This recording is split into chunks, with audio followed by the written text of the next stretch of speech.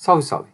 Esse é o segundo vídeo sobre motricidade e agora a gente vai falar sobre reflexos, certo? Sobre os reflexos medulares. Vamos falar sobre três reflexos básicos aqui, né? O reflexo miotático, que é o reflexo miotático direto, o reflexo miotático inverso e o reflexo de retirada ou reflexo flexor.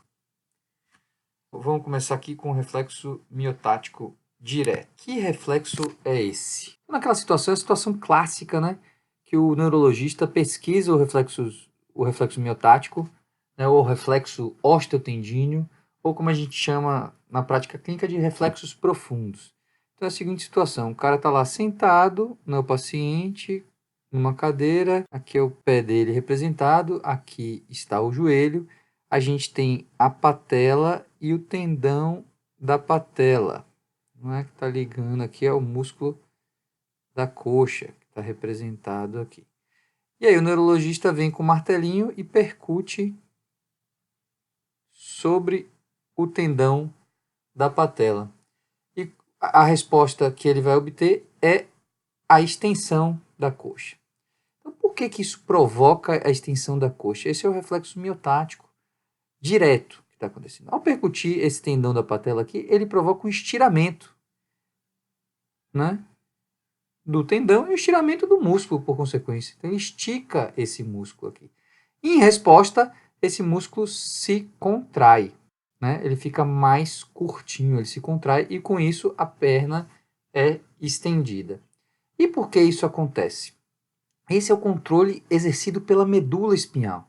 Então, vamos imaginar aqui, eu vou descer aqui aproveitando esse desenho anterior que a gente fez, vou fazer agora um corte na medula espinhal, nesse nível aqui, por exemplo. Então, se eu representar a medula espinhal aqui dessa forma, ó, então a gente tem aqui uma representação da medula espinhal, aqui é a região anterior, aqui é a região posterior.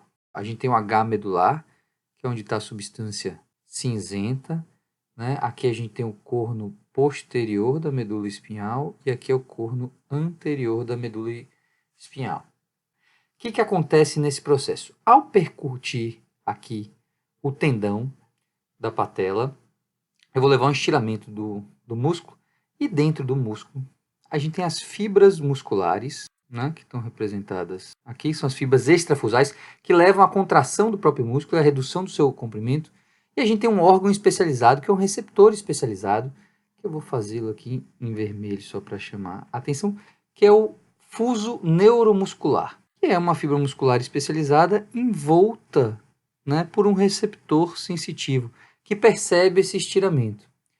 Então, no momento que eu percuto o martelo, eu estiro o músculo, estiro o fuso neuromuscular, e isso dispara um potencial de ação, né, em direção à medula espinhal, que entra pelo corno posterior da medula espinhal, que está aqui representado.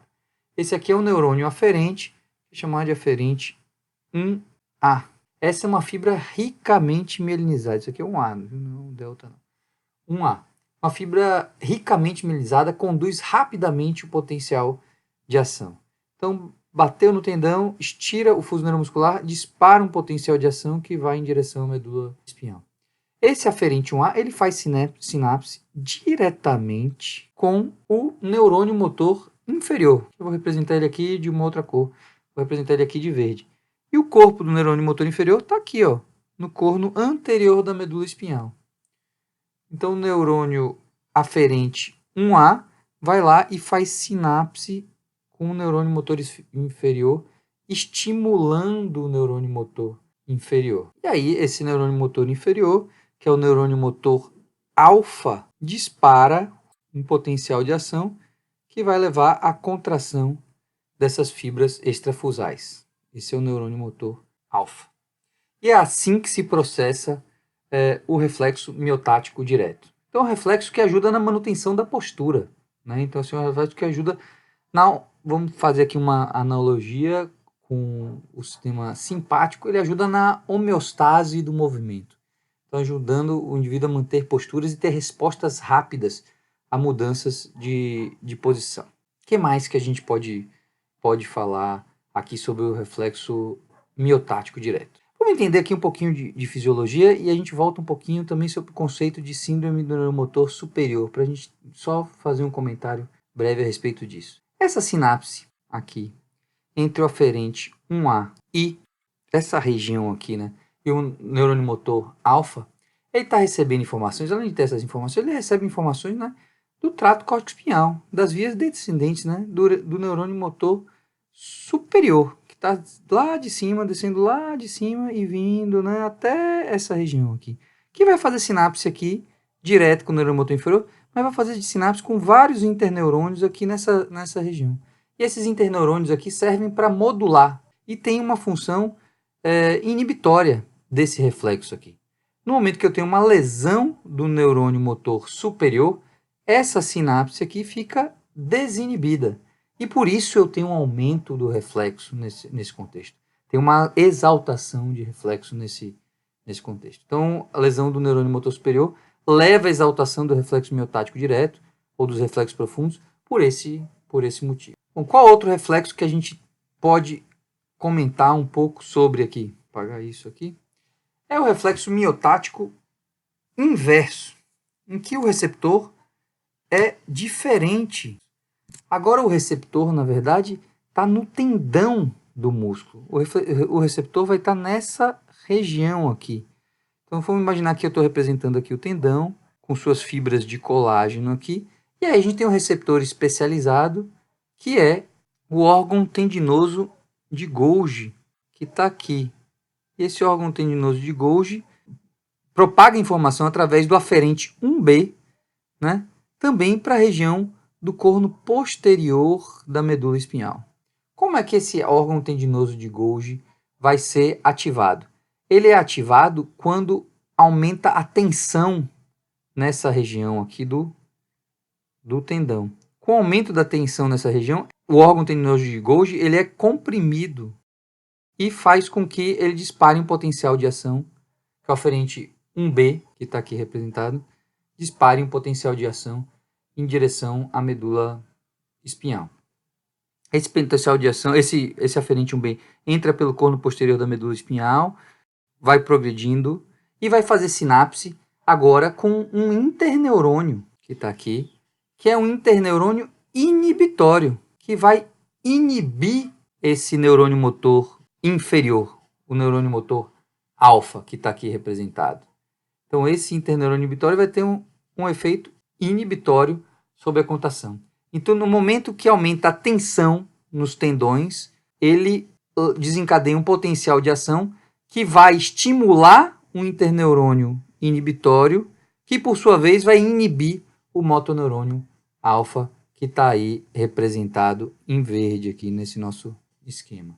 Então tem algumas funções, parece ter uma função antagônica, né, ao reflexo miotático direto, certo? E ajuda também na manutenção das posturas, né, e no ajuste da contração muscular, certo? Então, a gente tem um reflexo miotático direto, em que o receptor é o fuso neuromuscular, no qual a fibra aferente é o aferente 1A, em que ele faz uma sinapse diretamente com o motoneurônio alfa. E a gente tem o reflexo miotático inverso, no qual o receptor é o órgão tendinoso de Golgi, o aferente é o aferente 1B, que está aqui representado, ele faz sinapse com um interneurônio inibitório que inibe o motoneurônio alfa. E o último reflexo medular que eu queria apresentar para vocês é o reflexo de retirada, né, que pode ser composto por duas partes, o reflexo flexor e o reflexo extensor cruzado. Vamos tentar explicar como que isso daqui funciona. Se a gente tem agora, aqui de novo, isso aqui é a representação de um pé. E esse pé aqui pisa num caco de vidro. Isso vai provocar um estímulo aqui no nosso receptor, uma fibra fina, né, que vai conduzir dor ou informação dolorosa, né, desempenhar um potencial de ação em direção à medula espinhal, que vai entrar pelo corno posterior da medula espinhal, aqui nessa região, e vai estimular vários interneurônios que vão ter um efeito excitatório sobre os motoneurônios que estão aqui no corno anterior da medula espinhal, que provocam a flexão do membro inferior, ou seja, a retirada desse membro inferior. E vai também estimular, né? Vai estimular interneurônios inibitórios que provocam a inibição da musculatura extensora ipsilateral. Além disso, ele estimula um interneurônio que cruza a linha média e que agora vai fazer o quê? Vai estimular os motoneurônios extensores da musculatura contralateral. Então, o que a gente vê? Que no reflexo de retirada, a gente tem várias sinapses ocorrendo. É um reflexo que é polissináptico, com a participação de vários interneurônios. Então, quando eu tenho um estímulo nociceptivo, eu faço uma flexão ipsilateral e uma extensão contralateral ao estímulo. Muito bem, esses eram os 3 reflexos medulares que eu queria apresentar para vocês, com conceitos básicos, né, a respeito do funcionamento dele. Forte abraço e até o próximo vídeo.